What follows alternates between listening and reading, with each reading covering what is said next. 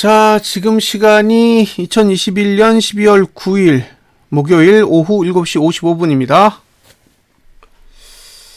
코스피 100 지수 확인해 보겠습니다. 오늘은 일단 선물이 만기일이라 당월물이 없어졌습니다. 그래서 차월물이 생기는 내일부터 선물은 분석하고요. 오늘은 코스피 200 지수만 분석하도록 하겠습니다. 401.13에서 마감을 했습니다. 선물은 395.95에서 마감을 했으니까 대략 5포 정도의 베이시스가 만들어졌어요.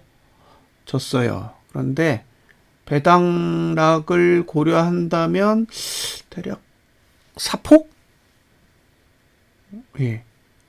4포 정도의 베이시스를 고려해 볼 때 1포 정도는 오버한 거죠. 지금 상태에서도 1포 정도는 오버한 거니까 400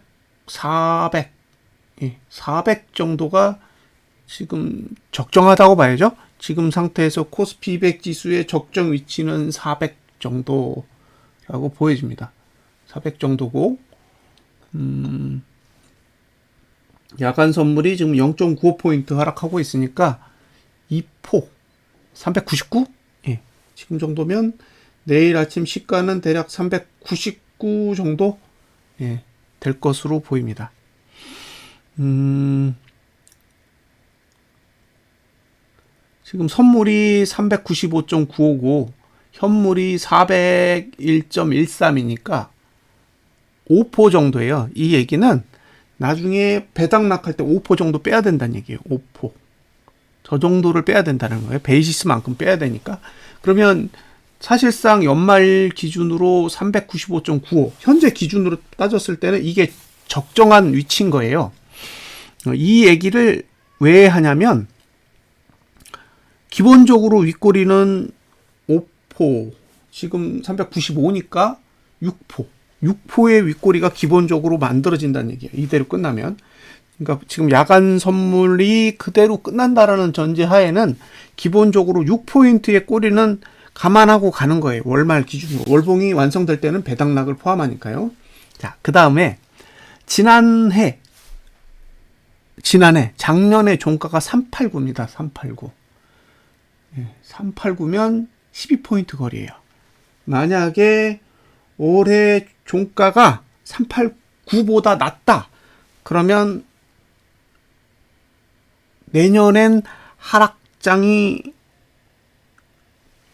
지배적일 수 있습니다. 그러니까 올해의 종가가 389보다 낮으면 내년은 부정적.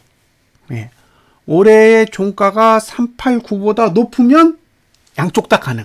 그러니까 부정적일 수도 있고 긍정적일 수도 있다고 봐요. 그러니까 만약에 내년에 어쨌든 상승을 해보겠다라는 의지가 있다면 적어도 이번 달의 종가는 389보다는 높아야 될 거라고 생각합니다.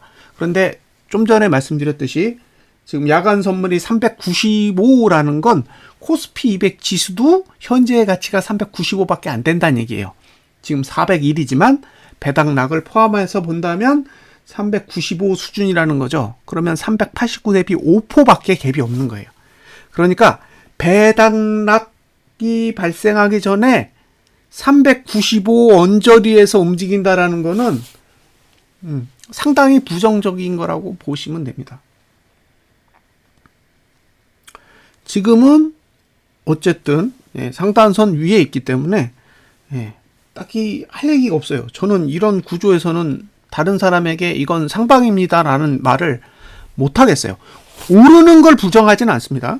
어차피 돈을 넣으면 올라요. 그래서 상승을 부정할 생각은 없는데 이런 구조에서는 못 들어간다라는 거죠.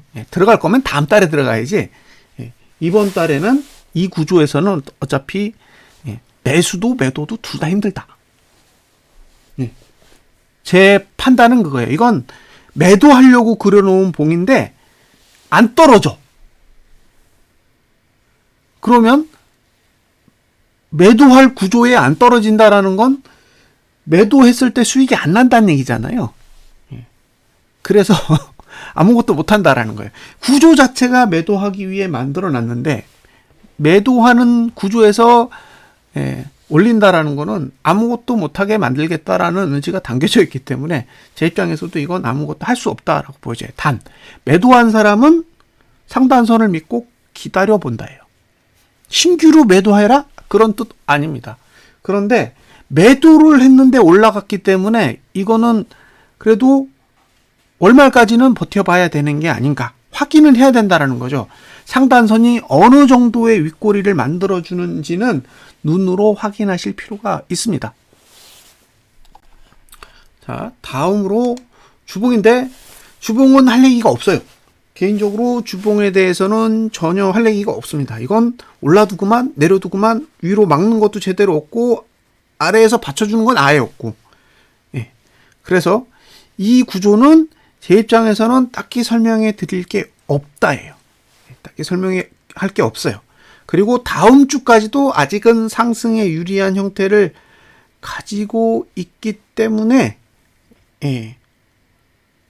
섣불리 지금 당장 내린다라는 이야기를 할 필요는 없다라고 생각이 됩니다. 다음 주부터 다음 주 지나서 4주차부터는 해볼만 해요. 하락 쪽에 무게가 실려져 있고 다음 주까지는 상승할 수도 있는 그런 상황입니다. 그래서 주봉은 저는 잘 모르겠습니다. 모르는 건 모른다고 해야겠죠. 이제 일봉의 얘기를 좀 드려야 되는데요. 일봉 얘기는 조금 디테일해요. 그래서 이야기를 좀 나눠보겠습니다.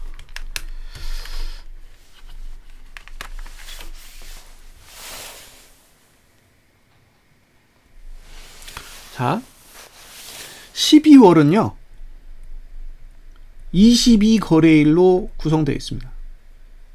원래는 23거래일인데 31일이 폐장이에요. 그래서 22거래일만 있습니다. 자, 29일이 제가 알기로 배당락인 것 같고요. 22거래일이면 하루에 거래량은 4.54%씩 쓸 수 있어요. 4.54%씩.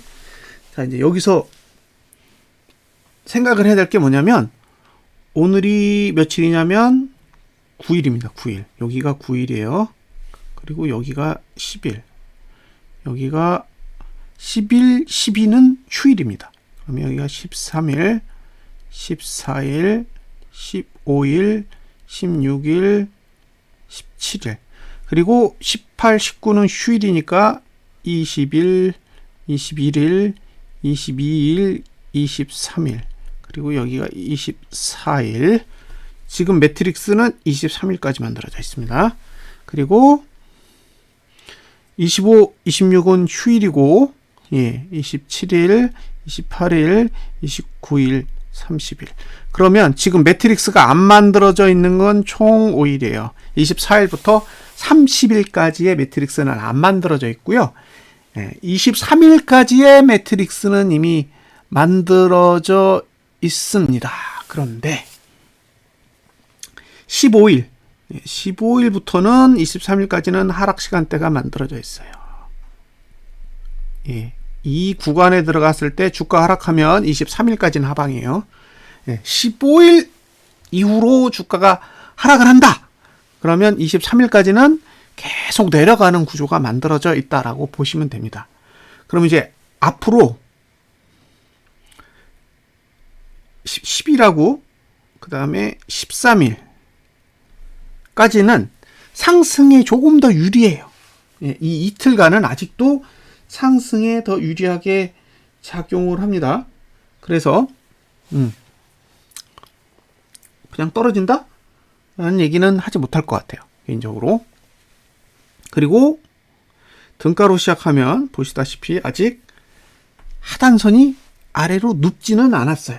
그래서 이게 꼭 하락할 거냐라는 대답에는 개파락이 나오지 않으면 이건 아직도 올라가고 싶은 형태를 가지고 있다라고 해석이 됩니다. 자, 여기서 중요한 건 뭐냐면 이봉이죠, 이봉. 예. 이 봉이 상승 추세를 끝낸 봉이에요. 예. 이게 상승 추세를 종료시킨 봉인데, 상승 추세가 종료가 돼도 저가를 안 깨버리면 답이 없어요. 그죠? 그래서 오늘도 어제 저가 안 깨고 양봉을 만들었단 말이에요. 그러면 하단선이 죽은 게 이렇게 살아납니다. 죽은 게 이렇게 살아나요. 살려놨어요. 그 얘기는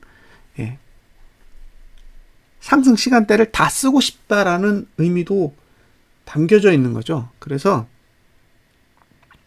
다음 주 월요일까지도 어쩌면 상승할지도 모르겠어요. 그래서 주의 깊게 보십시오. 15일 이후의 하락인데 제가 물어봤더니 14, 15 이렇게 이틀간 FOMC 한대요.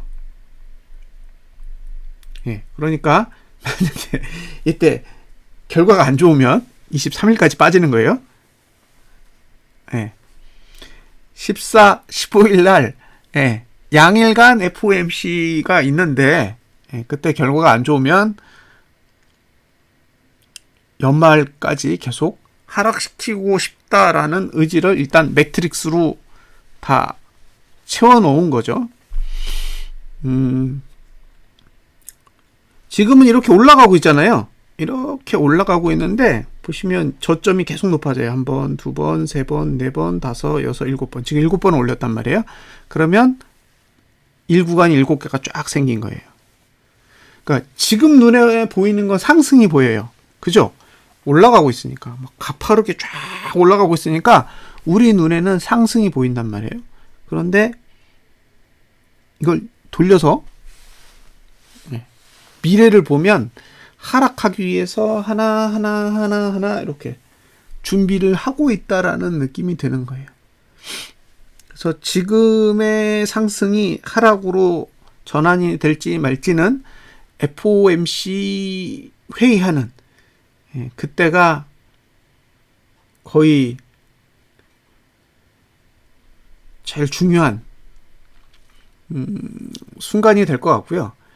보통 하락을 할 때요.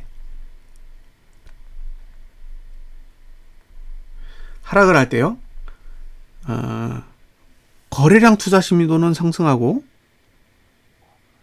그 다음에 일반 주가의 투자 심리도는 하락하는 구조가 제일 무서워요. 그러니까 거래량은 0이고 주가는 1인 이 구조의 형태가 하락하기에 가장 좋은 형태입니다. 근데 그게 15일 이후에 그렇게 만들어져 있어요. 그러니까 정말로 하락하기에 좋은 시간대가 15일 이후라는 거예요. 그전에는 거래량만 늘려주면 돼요. 앞으로 3일 동안은 상승하기에 더 유리한 형태거든요. 이게 금요일, 월요일, 화요일까지는 상승이 조금 더 유리해요. 왜냐하면 주가는 0이고 거래량은 1이니까 거래량은 밑으로 내려가고 주가는 위로 올라가는 형태를 가지고 있거든요. 그러니까 앞으로 3거래일 정도는 상승에 조금 더 유리하게 작용하고 그 이후 15일부터는 하락에 유리하게 작용할 겁니다. 그래서 이 FOMC 회의 결과가 노출이 됐을 때 이게 시장이 악재로 받아들일 거냐 호재로 받아들일 거냐에 따라 완전히 다른 일이 벌어질 것 같아요. 이게 제 개인적인 입장입니다. 꼭 그렇다가 아니라 지금 매트릭스가 그려진 형태로 보면 그렇게 될 확률이 높아 보인다는 거죠.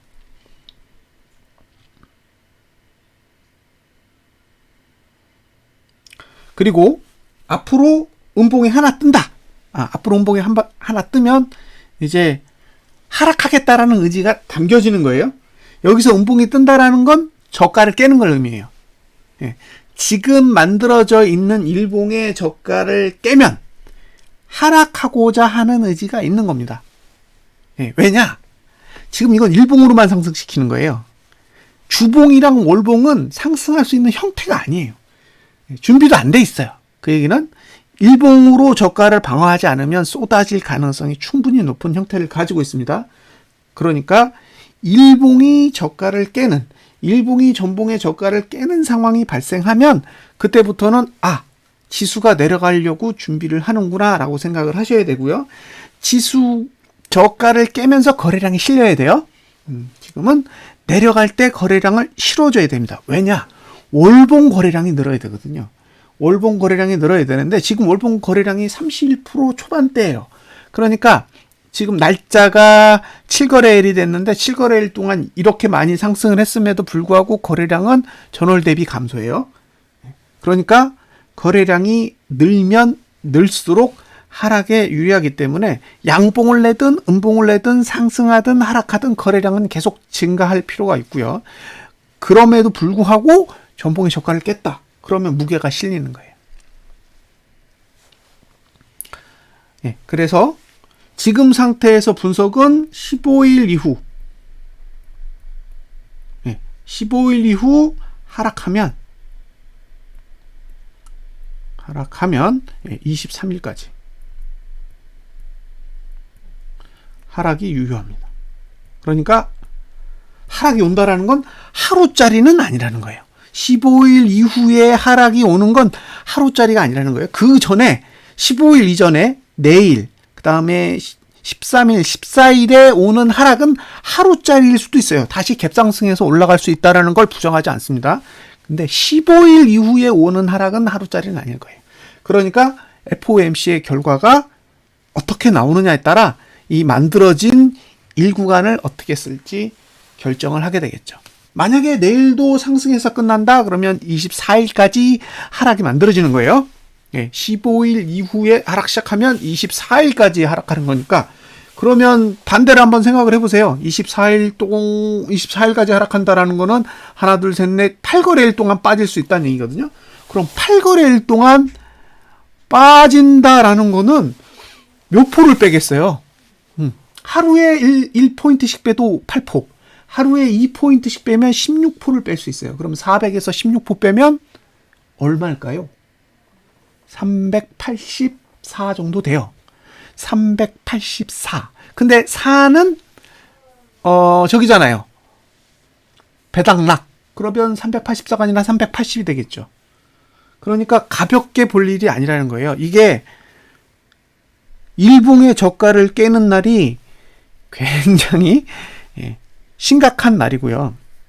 그 날이 늦어지면 늦어질수록 연말까지 하락할 확률은 더더욱 커지는 거고요. 특히 15일 이후에 하락이 오면 그때부터는 현물 보시면 안 됩니다. 15일 이후에 하락이 온다라는 건 그건 월봉의 윗꼬리를 그리겠다라는 얘기예요. 지수상에서 윗꼬리를 그리겠다라는 뜻이기 때문에 거기 들어가서 현물 먹으려고 하면 안 돼요. 오히려 현물을 팔고 도망가야겠죠.